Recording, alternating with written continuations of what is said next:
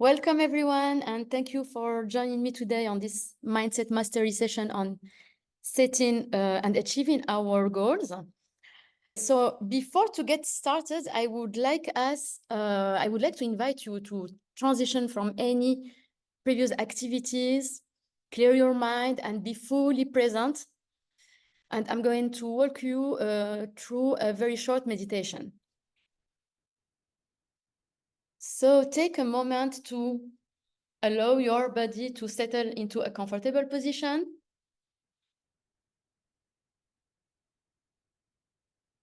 Close your eyes, allowing your spine to lift and your shoulders to soften.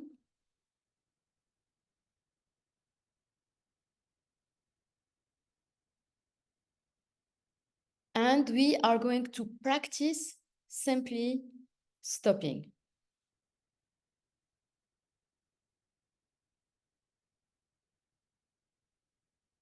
Begin by taking a full breath in for 2 seconds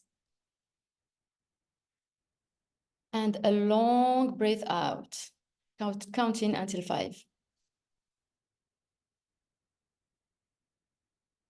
And notice what it's like to just stop.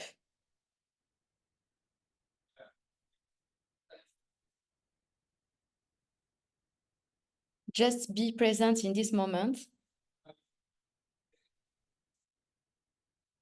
You may notice thoughts, some body sensations, sounds.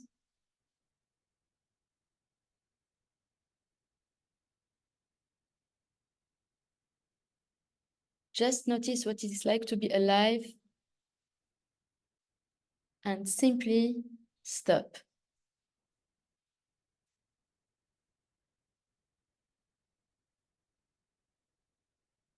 Each time you find the mind somewhere else, just invite her to stop.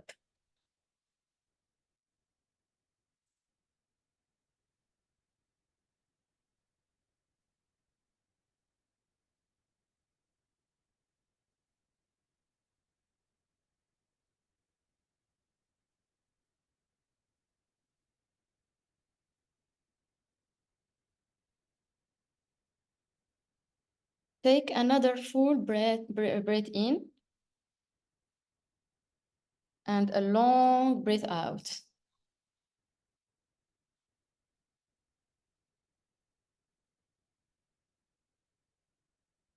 And stop everything for another breath.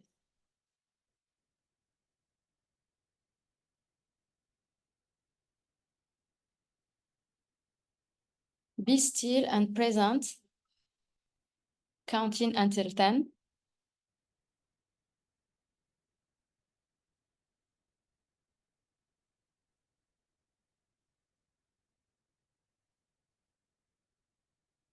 Notice your thoughts, body sensations, any sounds around you. And each time you find your mind wandering, just invite her to come back to this present moment.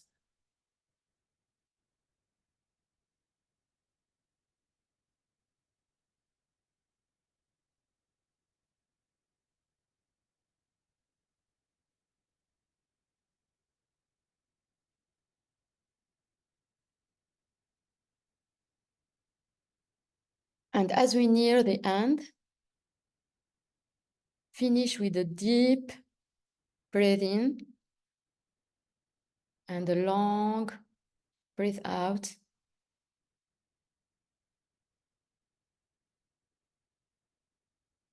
And when you feel ready, just come back, open your eyes, and come back with us.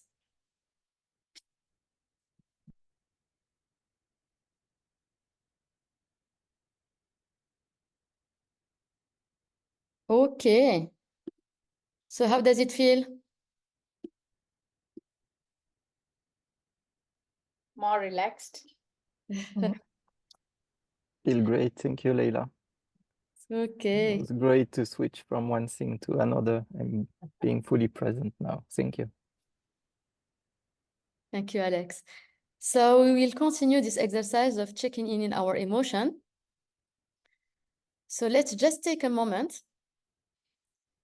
You can see the emotional awareness wheel in front of you and just try to check in with your emotion state.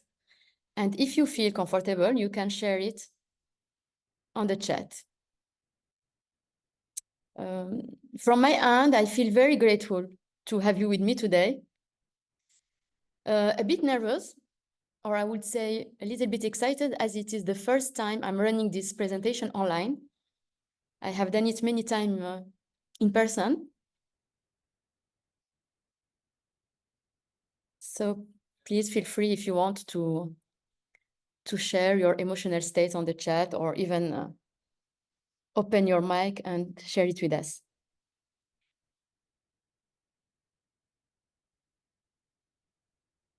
Grateful and peaceful. Now I'm going to invite you to take a moment. So we are going to start with a small practical exercise.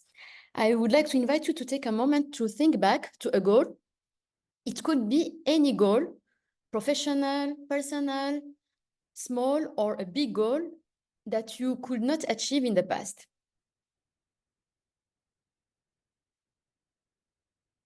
The first question I would like to ask you is to think about what were the motivations toward this goal.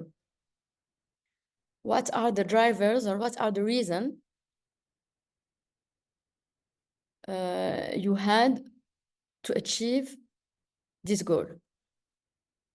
If you have a piece of paper, if you want to share, please feel free, but just take this moment to think about this past goal that you could not achieve, and try first to identify what were the motivations. Why did you want to achieve it? Giving you some time here just to reflect.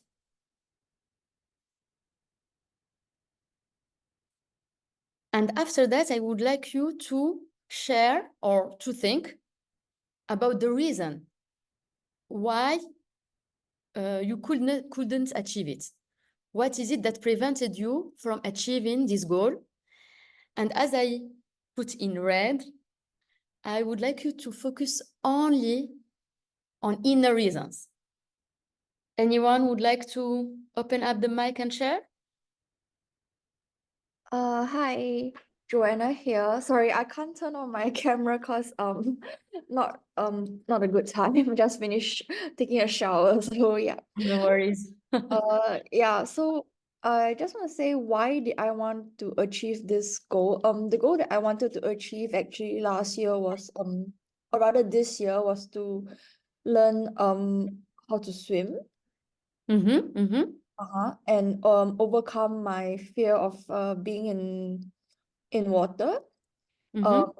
Because and why I wanted to learn how to swim is, like, have a new, I would say new hobby. And like what I mentioned just now, overcome my fear of water. And when I travel, like, at least I can like do something like swim in the resort or something, not in the ocean, not in the open waters. So yes, I wanted to learn how to swim, but Okay. I didn't eventually, for various reasons. External reason was because I started a new job, and my schedule wise got very hard to plan something, and lessons kept getting disrupted because it was in an outdoor condo pool, and the weather in Singapore is very unpredictable.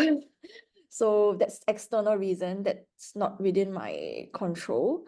But the internal reasons were like the fear of I think fear of drowning. So every time my instructor took away my floating board, I would panic. And according to her, people drown because they panic. If I don't panic, I actually will float somehow because your body will react accordingly to the situation. But because you struggle, then you lose your balance and everything. So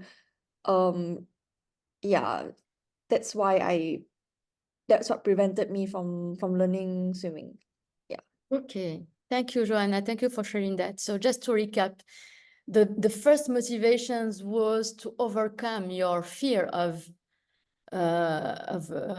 water. That was your and enjoy your holidays when you go for holidays.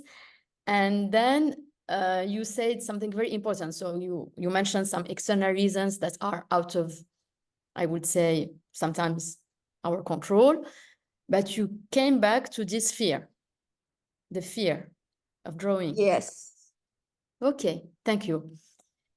Before to dive deeper on the inner blockers, I just would like everyone to be like comfortable. And the good news here is, as you can see, the challenge is not about setting goals. Our challenge is about achieving them, and we are not alone. 92% of people who set New Year's goals never achieve them. The most common reasons for why we are not achieving our goals, all of them, and this is also based on science, based on inner blockers. Limiting belief. The first one is limiting belief. It's our own self-talk that can sabotage our progress. Beliefs like I'm not good enough, or I don't deserve success, or I cannot do it. All this, I would say, affirmation, negative affirmation, hinder our ability to set and achieve our goals. The second most common reason are the fear of change, the fear of stepping out of our comfort zone, and also the fear of the unknown. They can prevent us from making necessary changes in our lives to achieve these goals. Self-doubt, insecurity, and the lack of self-confidence. We might question our abilities and our capacities to achieve our goals. Lack of discipline can lead to procrastination and make it difficult to take consistent actions toward our intended objectives. The other one is perfectionism. Striving for perfection can also be a significant obstacle. Lack of vision and purpose. Not having a clear vision or understanding of our purpose can also prevent us from setting our goals.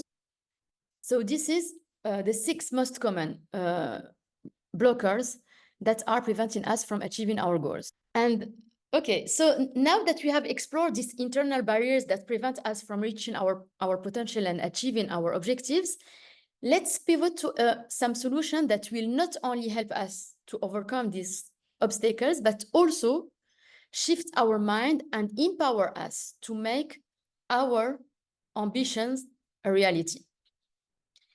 This brings us to these 3 fundamental laws. When we understand them and start to apply them, they will provide us with the necessary tools to navigate these challenges and pave the way to achieving our goals in an effective and sustainable manner. So the first law is the law of attraction. So I'm sure you have already heard about this saying that say, what we believe we receive. So this law suggests that positive thinking attracts positive results and negative thinking attract negative outcome. Everything is energy. Our emotions are energy, our thoughts are energy. And in order for anything we want to achieve to happen, we need our both conscious and subconscious mind to be aligned. What does it mean? Just to make it very simple, we will need our desire to be aligned with our thought and to be aligned with our emotion. And the first thing that we need to pay attention to is we need to be very clear about our intention. it has to come from a place of love, not a place of lack. For example, like Joanna, your example. So maybe if you set your mind on, okay, I want to learn to swim in order to enjoy more my holidays, to share more exciting moments with my friends, like all these enjoyable things, rather than fear or overcome fear or fear of drawing or fear of so this is very important, like and it's applied in all the examples of life.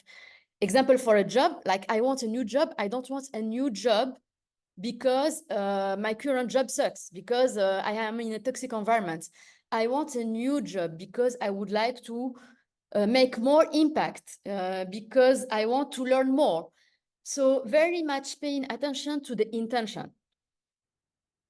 What is it that, what is the drivers, and all these drivers need to be from a place of love rather than a place of lack. And also the same for envie. I don't want a beautiful house because my friend has a better house than me. It's always focusing on love and growth. And the second, and the second, I would say, rule of to make the law of attraction happen is we need to understand our emotions and feeling in order to learn from them and not to be blocked by them.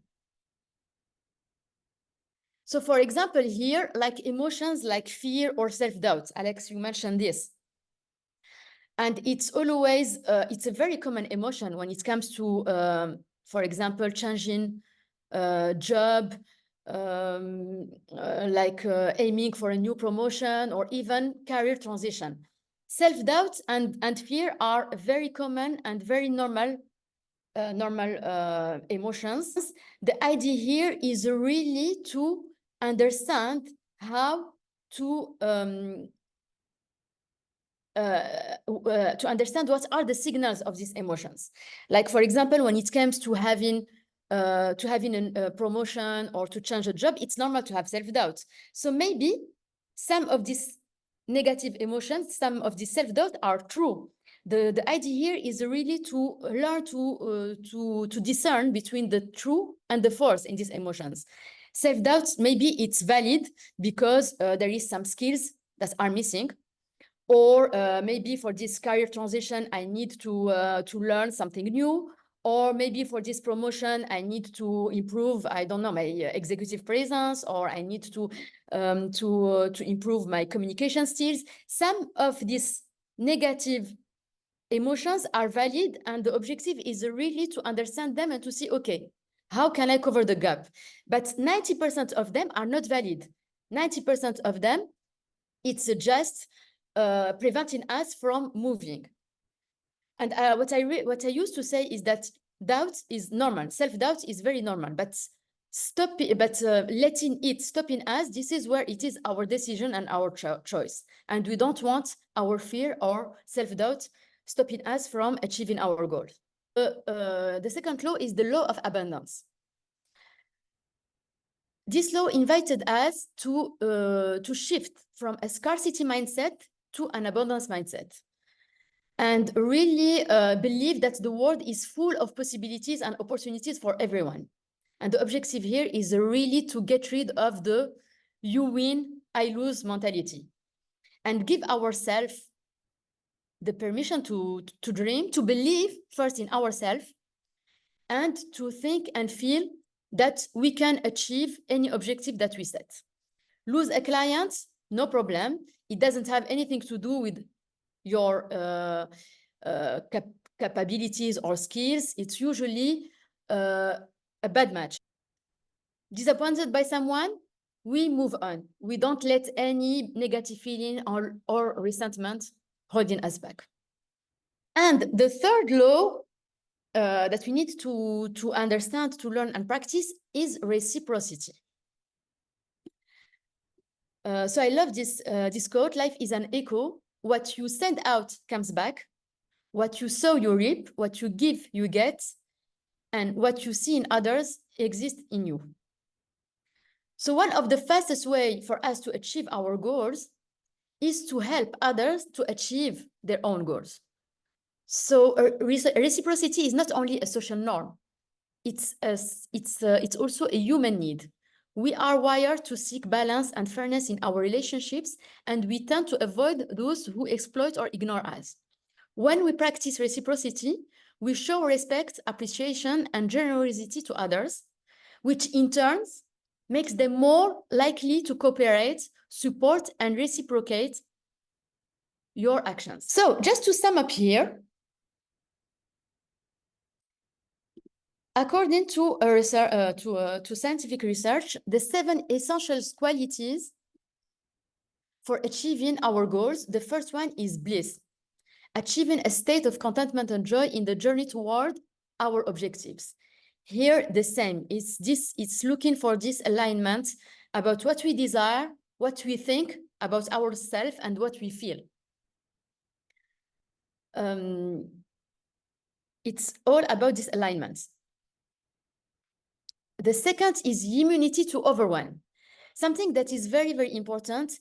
Overwhelm, the feeling of overwhelm, it has nothing to do with time management or workload or anything like that. The overwhelm, the key, the main cause of overwhelm is our emotions, is emotion management, is how to build resilience and strategy to manage the different challenges without succumbing to stress. The third qualities is relationship. Very important to be mindful about who are we surrounding ourselves with. There is people who can energize us, who can lift us up, and people who can drain us. It's very important to be in a very supportive circle and be around individuals that energize us. And also, when I say relationship, it's also related to conflict. Like nothing really worth resentment or hate, or just as we said, move on. The first one is inspiration on demand. See how to cultivate this mindset that ignites inspiration when needed, connecting with nature, journaling, walking, so everything that can foster our creativity. The fifth quality is abundance. I think we have covered it previously in the slide. And the sixth one is flow and ease. It's really finding this state of ease and flow, moving harmoniously toward our objectives. No resistance, no focus on very high unrealistic objectives or being obsessed with the outcome. What is the process? Doing our best, trust the process, and stay on track. And also managing, of course, our emotions. And the last one is bending our reality. And this one is also very important, is unlocking the power to shape and influence the reality you desire, which means you live like you have achieved this objective. Aiming for this promotion, you live, you act like if you have already this job. The idea here, and I hate that, I'm not saying fake it until you make it. What I'm saying here is practice it until you make it. Whatever the objective, professional or personal, like if we are living in a state where we think and we believe and we feel that we have already achieved it, we are half there. It's also, again, a mind training. Okay. Now, the questions that you are probably asking yourself is how? How to train our mind to overcome the most common inner blockers that we have seen previously, and how to shape it, how to shape our mind in order to activate these 3 laws and adopt and cultivate the physical and the mental environment for success. And this is where I would like to introduce you my positive intelligence challenge. Okay, this what we call mental fitness. It's a practice that trains our mind to challenge our negative thinking and develop our capacities to adopt a positive and a growth mindset. And as you can say here, the impact is obvious. improve our performance in order to achieve our goals, feeling good, and having this constant inner peace, and also better manage our relationships.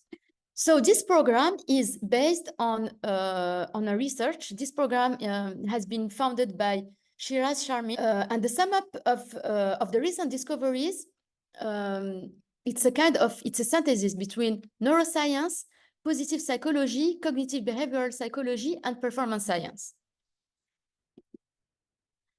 And this research include results from hundreds of CEOs and their executive teams, Stanford students. It has been done in collaboration with Stanford, world-class athletes, and 500,000 participants from many countries. So what came out from this research, is that our mental fitness, or our capacity to overcome this negative thinking and develop our positive and growth mindset, relates on these three core muscles. The first one is understanding and learning to intercept our saboteurs. We all have, this research say that we all have, there is 10 saboteurs that are responsible of all our inner blockers and negative thinking. The second muscles that we need to develop is to understand and to learn how to shift from this saboteur mode into a sage mode.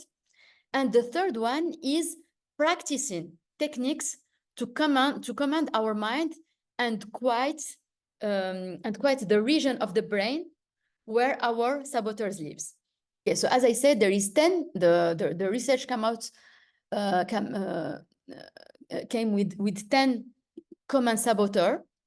The first one is the judge, which is by default saboteur that everyone has, and we all have, I would say, 2 dominant saboteurs and 5 sage powers. Okay, so it lead us to the details of this positive intelligence challenge. So this is a 6-week program that include 6 group coaching. Within this program, you can have access to the Positive Intelligence mobile app, where you can you are required to watch 1 hour weekly video. And then in order to develop this mental practice and to develop these muscles, every participant needs to commit on 15 minutes of daily practice, because this is the most efficient way to increase these muscles.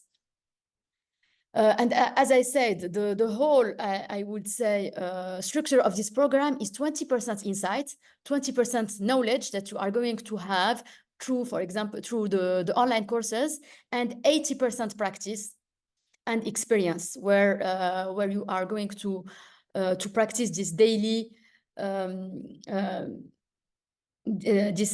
what we call the pico reps. And also you are also required to attend 1 group coaching every week to share experience, challenge, and also to share everything around this experience. So Cass, you say, I truly believe in this. So would you like to share with us? Do you have any? Oh, no, I was just talking about the slide where we reciprocate. And I feel that that's really true. I mean, what we do for others will come back to us, right? Be it good or bad. Yeah. And at the same time, I think this law of reciprocity it doesn't have to be, it shouldn't be transactional.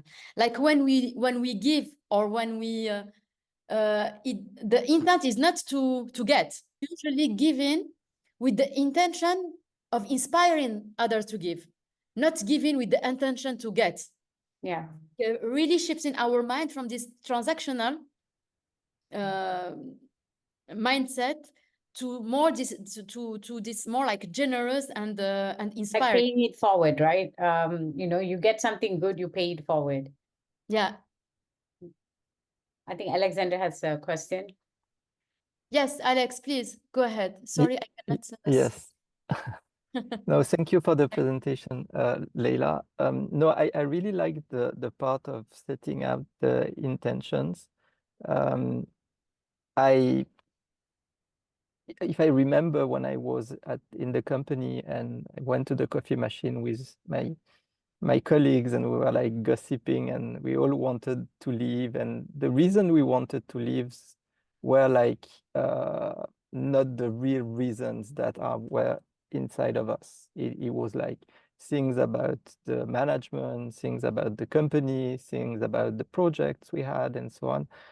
We never really talked about what we had, the feelings we had inside. And I think this is key to define where do you want to go next. And I quite like the approach with this mental fitness approach to better understand how you feel inside and how you take your decisions.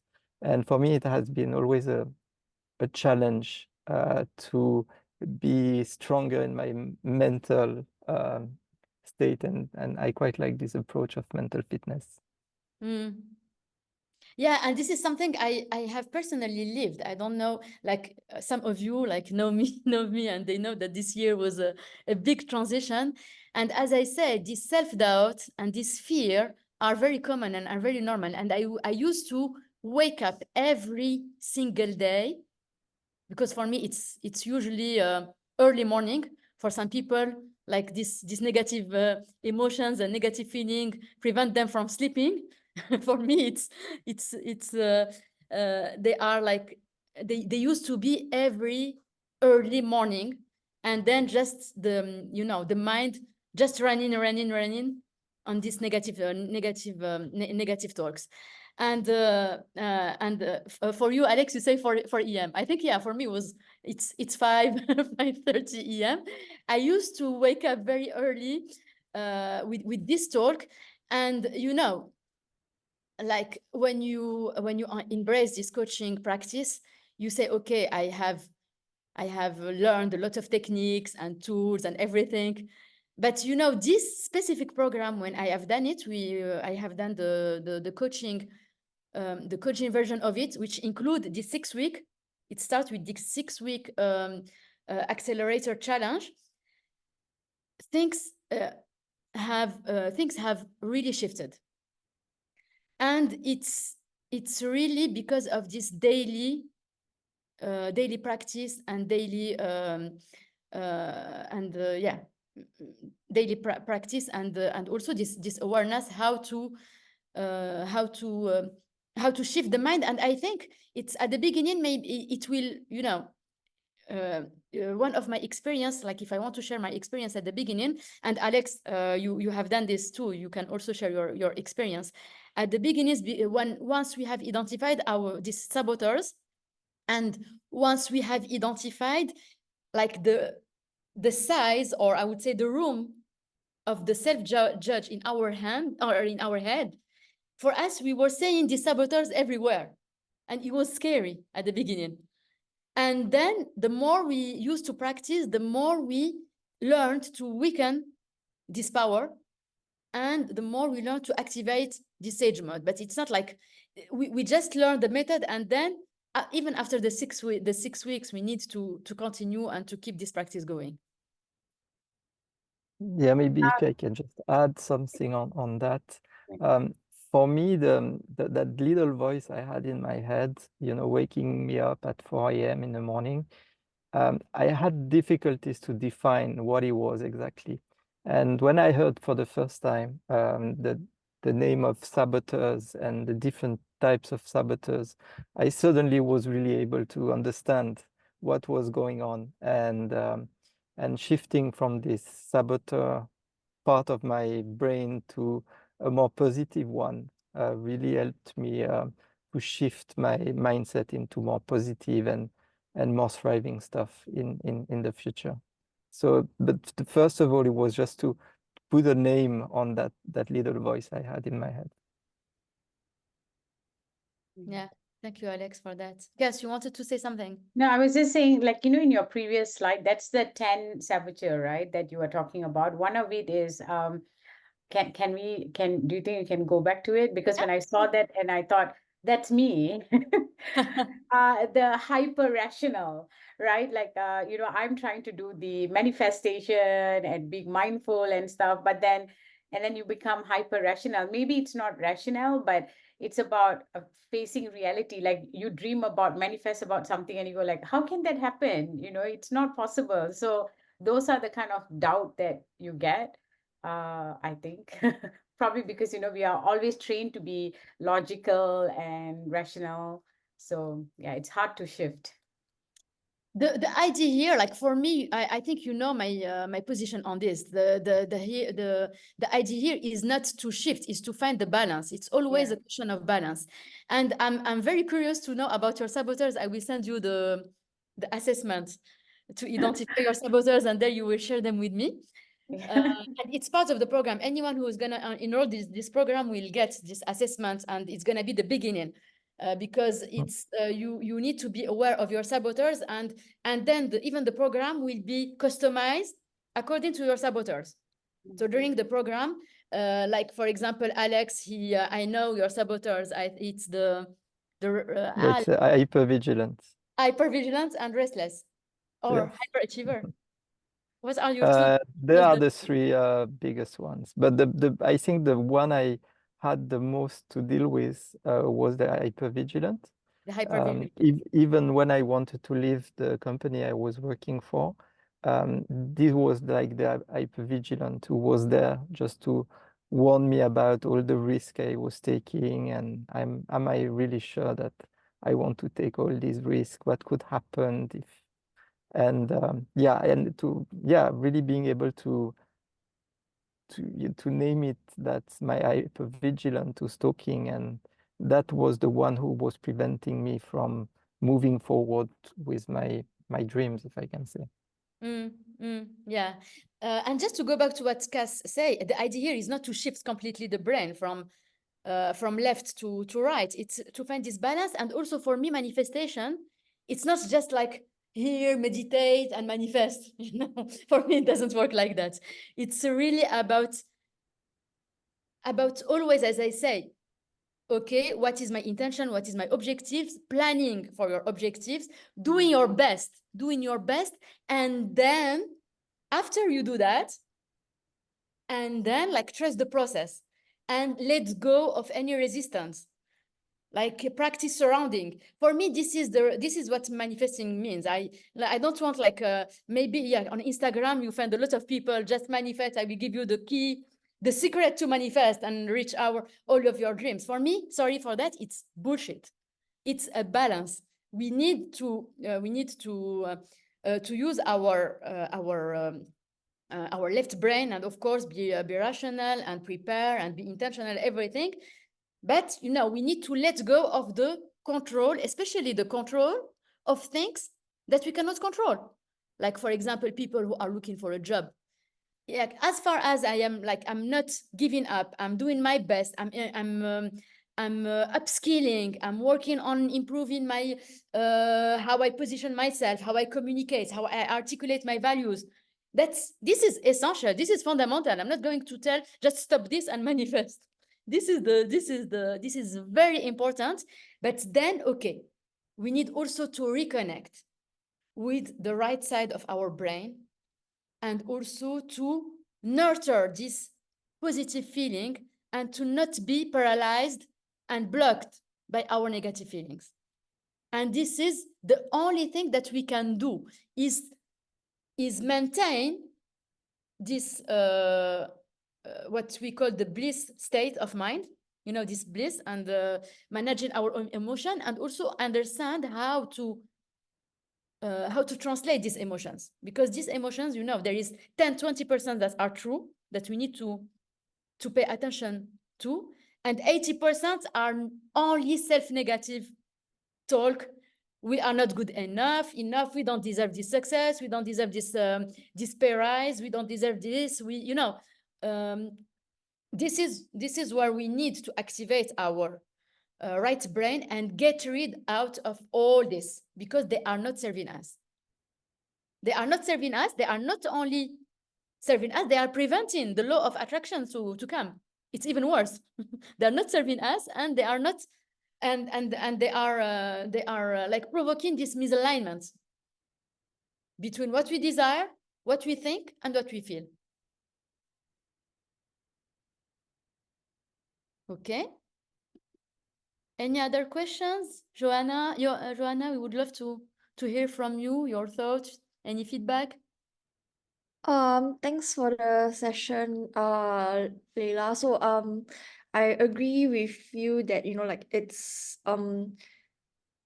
important to manifest and believe in what you are manifesting, but it also has to be grounded in reality somewhat, not to squash people's dreams or anything, but there has to be a base to it. There's only that much we can, I mean, we're not capable of anything and everything. Each of us have, things that we are good at and we are not so good at, different, strengths, expertise, weakness, etc.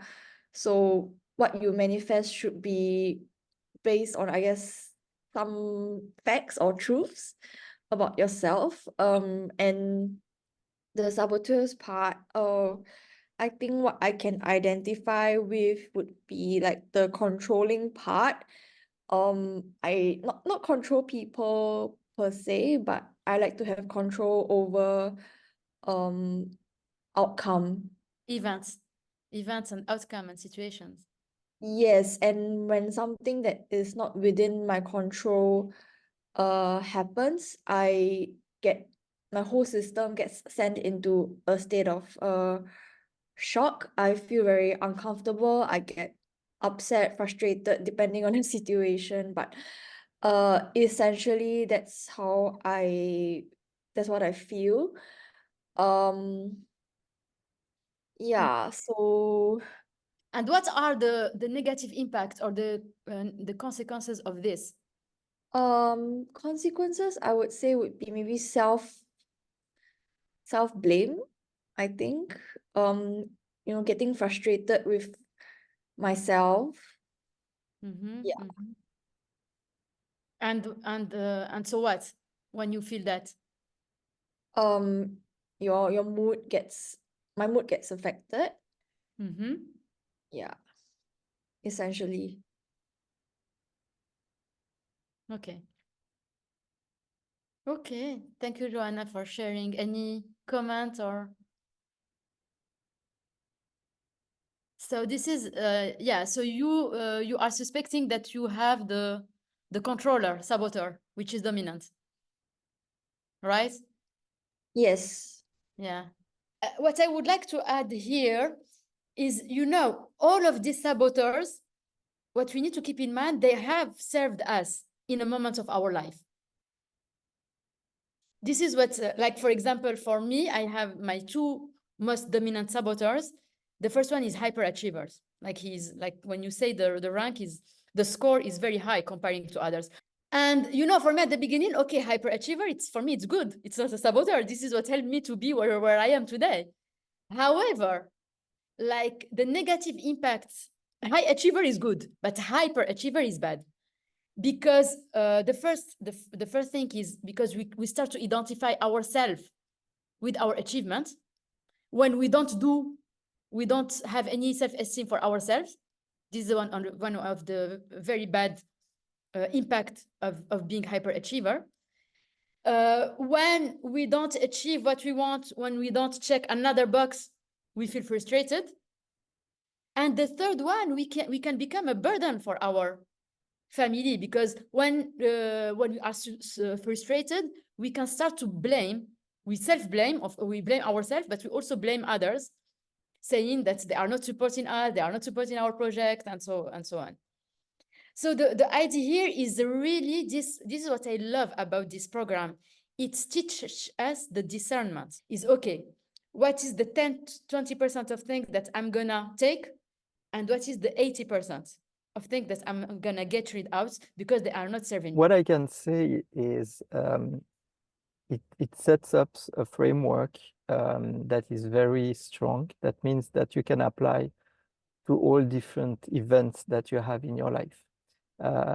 So this is a process, that's something that you, at the beginning, you learn. You do a little bit of practice every day because you understand that you can, shift from your brain from that negative to that positive aspect, and it needs just a little bit of practice every day. But then when you have practiced enough, you can apply that to multiple different objectives you have.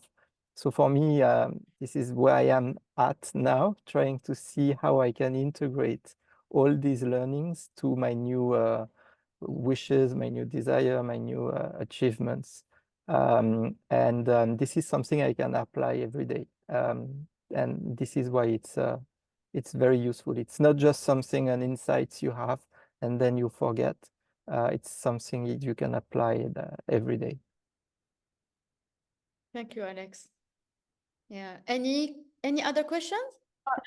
Or Yeah, any- I have a question, Leila, because when I sign up for this, I haven't made payment yet. Oh, okay. No worries. We can take this offline. Separately. Thank No you. worries. But any questions about the presentation or?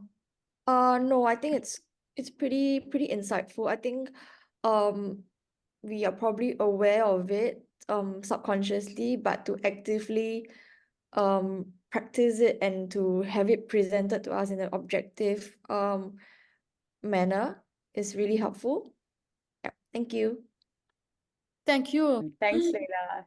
Thank you so Nice much. meeting you, Alex and Joanna. Thank you. It was nice to share that with you all. Nice meeting all of you. Thank you. Thank Thanks. you. Bye-bye. Bye. Bye-bye.